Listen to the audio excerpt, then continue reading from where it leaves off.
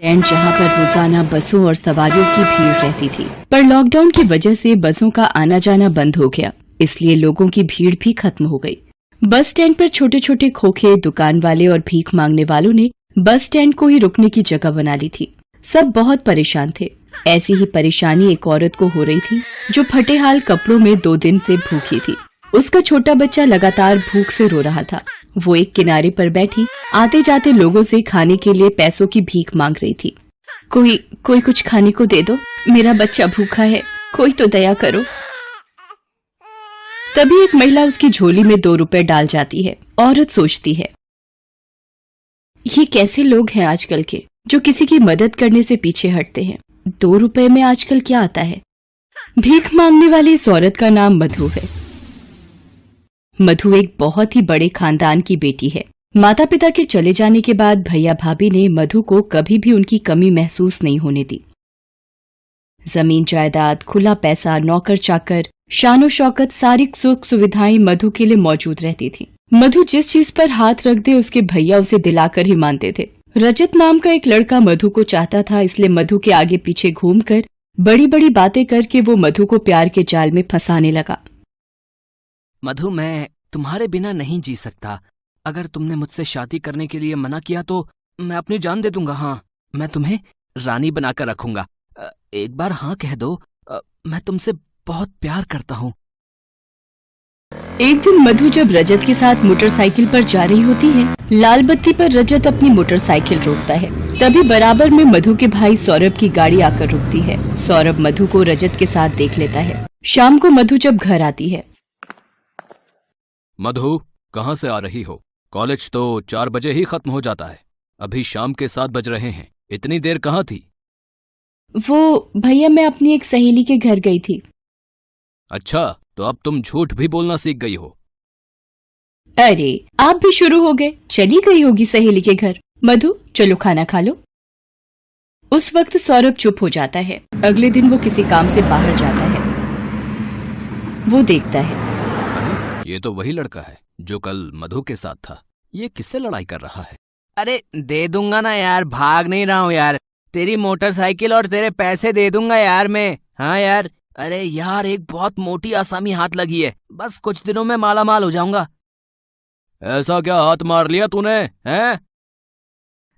अरे एक अमीर घर की लड़की को फंसाया है। बस एक बार बात बन जाए फिर तो मजे ही मजे हैं। ये क्या, मेरी बहन मधु की जिंदगी इस लड़के से शादी करके बर्बाद हो जाएगी। मुझे मधु को समझाना होगा।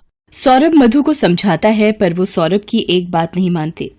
मधु, वो लड़का रजत तुम्हारे लायक नहीं है। मैं उसकी असलियत जान चुका हूँ। मैं रजत को जानती हूँ, वो मुझे कभी धोखा नहीं देगा।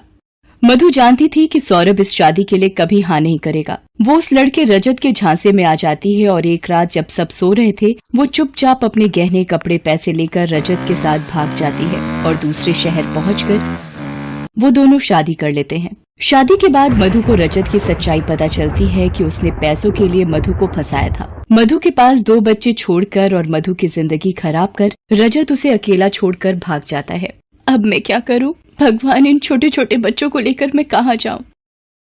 मधु दोनों बच्चों की भूख मिटाने के लिए दर दर भीख मांगने लगती है और भीख मांगते हुए बस स्टैंड पर पहुंच जाती है। एक कोने में रोजाना गोदी में बच्चे को लेकर वो भीख मांगती है। बच्चे के रोने की आवाज से उसकी याद वापस टूट जाती है। कोई तो पैसे दे दो, मेरा बच्चा भूखा है। रो मत मुन्ना, अभी घर चलेंगे।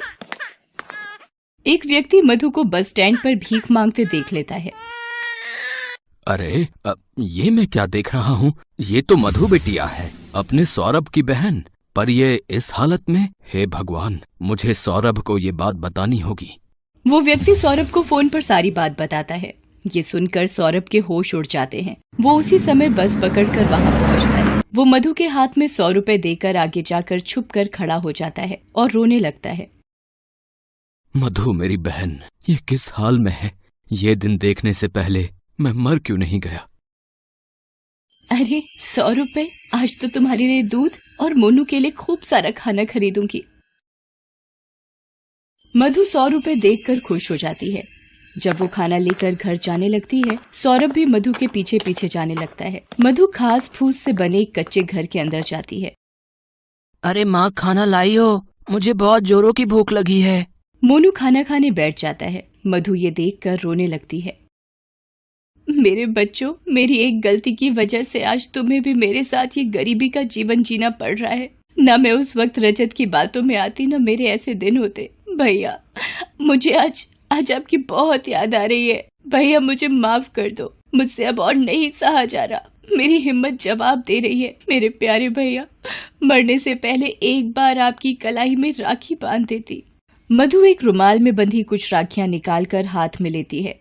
भैया, ये राखियां मैंने आज तक संभाल कर रखी हुई हैं। काश मैं आपको बांध सकती। तो किसने मना किया बहन? बांध मेरी कलाई पर राखी। देख, तेरा भैया आया है। भैया, भैया आप आ गए। मुझे माफ कर दो भैया, मुझे माफ कर दो। मधु भाई को राखी बांधते हुए फूट फूट कर रोने लगती है। मधु रोते हुए बेहोश हो जाती है। सौरभ उसे हॉस्पिटल ले जाता है। डॉक्टर सौरभ से कहता है, मिस्टर सौरभ, इनके शरीर में बहुत कमजोरी हो गई है। शायद इन्होंने पिछले कई दिनों से कुछ नहीं खाया है, जिसकी वजह से बेहोश हो गई हैं। कुछ दिन हमें अपनी निगरानी में रखना होगा। सौरभ सुनैना को फोन करके रोते हुए सारी बात बताता है। सुनैना भी रोने लगती है। कुछ दिनों तक मधु हॉस्पिटल में ही रहती है। सौरभ दोनों बच्चों की देखभाल करता है। एक दिन सुनैना के पास रजत का फोन आता है। सुनैना भाभी, मैं रजत बोल रहा हूँ। मधु आपके घर पर ही है ना? सुनैना रजत को सारी बात बताती है। रजत ये सब सुनकर हॉस्पिटल जाता है। सौरभ उसे देखकर गुस्से में आ जाता है। रजत, तुम यहाँ? मैं तुम्हें जान से मार दूं, इससे पहले यहाँ से चले जाओ। मधु, मुझे एक बार तुम्हें सारी सच्चाई बतानी है। भैया, इन्हें बोलने दो, क्या बोलना चाहते हैं।